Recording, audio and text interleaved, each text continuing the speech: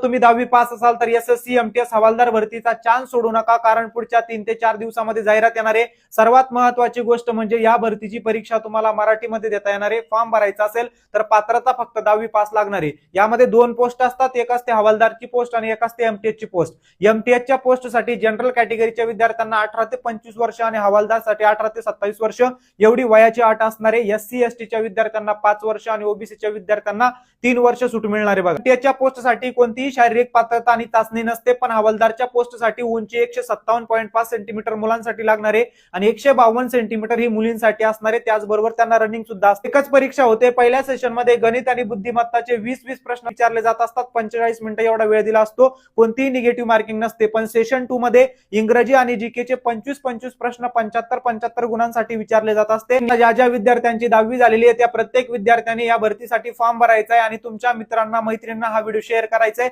अशाच अपडेटसाठी आपल्या चॅनलला नक्की फॉलो करायचंय।